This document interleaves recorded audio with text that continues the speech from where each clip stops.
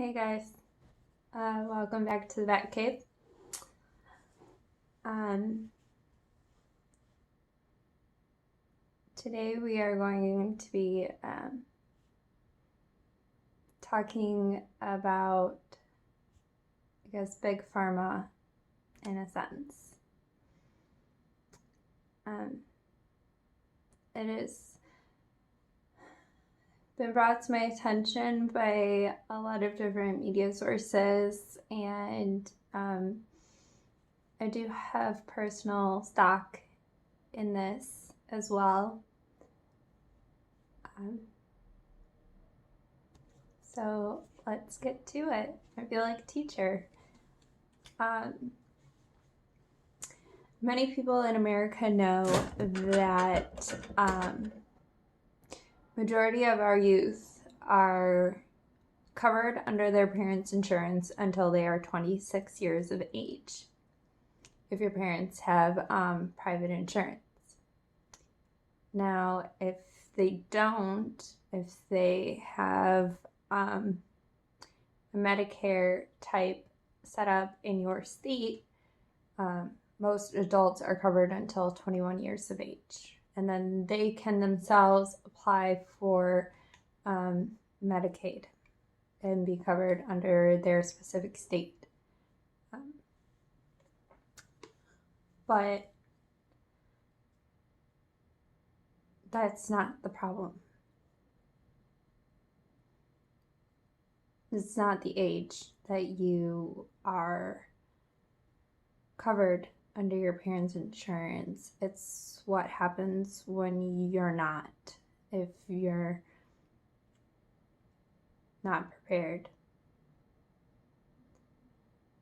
Or even if you are prepared but don't have the financial means to get your own private insurance, like many of our age group is unable to. With the price of medical insurance nowadays, especially if you have a pre-existing condition from when you were a child, it might be more or financially in your favor to actually go without, for the fact that our deductibles are so high. You're more likely to pay the same amount of money to go to see a doctor with insurance than you are without. The only difference is you don't have a monthly payment on top of that every month than you would if you didn't have insurance at all. The problem is, though, there are those of us who have to take medication on a daily basis who require insurance, because actually getting the medication without it can be astronomical thanks to Big Pharma. Now, I am a lucky person. I have hypothyroidism. My medication, the generic name is Synthroid. I take the generic levothyroxine. Without insurance, it is less than $30 a month. With insurance, it's about $2. But there are those who have allergies, who need an EpiPen. And the topic for today is insulin for those who have type 1 diabetes. There have been so many articles in the recent years about people who are American citizens hopping the border into Canada and Mexico because the pharmaceutical company is charging such a ridiculous and astronomical price for insulin that people in America are dying. The latest article that I read was about a married couple who, the husband was a type 1 diabetic. He was diagnosed when he was under the age of 10, like most are. And because he was no longer able to afford the name brand insulin that he had been using for over a decade, he had to use a generic substitute that was considered over the counter, and it wasn't as effective as the name brand that he was used to.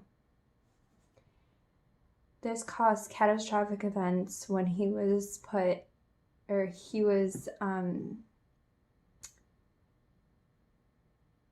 into a medical coma after even suffering a diabetic coma from lack of medication in his system. After doctors realized that he had suffered partial brain damage due to the lack of regulation in his system, his family decided to take him off of life support. He died within a day. There are people in the 26 to 35 age range who are not able to afford their insulin because the price is so high, they are rationing it. Because they are rationing it, they are not only putting their own lives in danger, but lives around them. The lack of insulin in their system is causing diabetic blackouts, seizures, putting them in comas, and eventually leading to death. Now you're thinking, Kelly, why the hell are you talking about type 1 diabetes when you don't even have it? It's a good question. Someone that I loved with all of my heart, who was my soulmate and my best friend, never has to deal with these issues. He was a type 1 diabetic.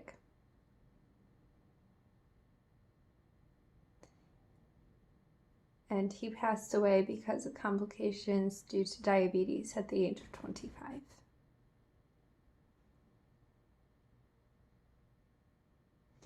I have a 25-year-old who is still covered under their parents' insurance, having issues because of being a type 1 diabetic. Can you imagine what is happening to this population of people who don't have insurance, who can't afford insurance, who cannot afford their medications, who are buying it off the black market, trying to barter with families who have children still covered in insurance?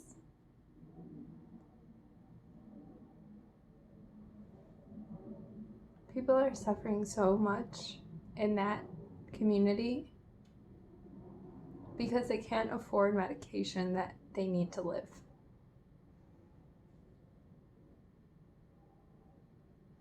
I wish I had the statistical numbers on me. It would shine a light into this issue so much, but there are. And it's not only the 26 to 35 age range, it is now flooding into the senior citizen population who can't survive on their pensions and their Social Security because it's being cut, and they're on Medicaid because they're older and maybe they're in their 80s, but they're on medication for various different ailments. And they're cutting back because they can't afford to take their medication on a daily basis.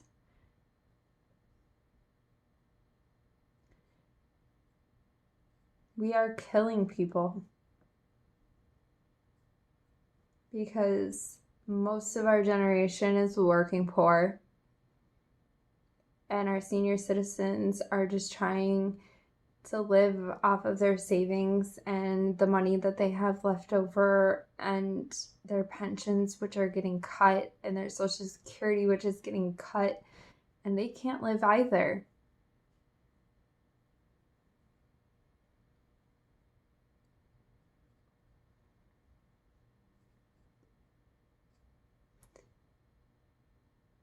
I hope and I pray that sometime in your life you do not develop a disorder that requires you to be on medication for the rest of your life.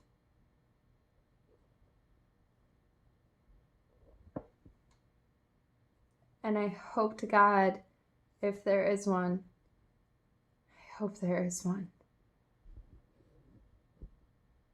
that these people and these corporations and these pharmaceutical companies that are racking up their prices,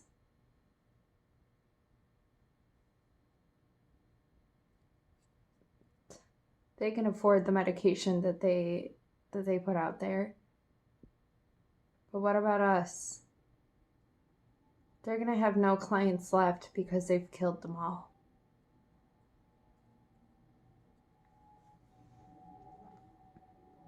I'm going to sign off now, but whoever you believe in, I hope they help us before it's too late. Until next time, if you want to, you can like this video, you can comment, let me know. Do you have someone in your family, someone you know, someone you love that is dealing with an issue because of Big Pharma and the medical system? And then you can subscribe to see if I'm gonna rant about something else next. But until then, have a great night.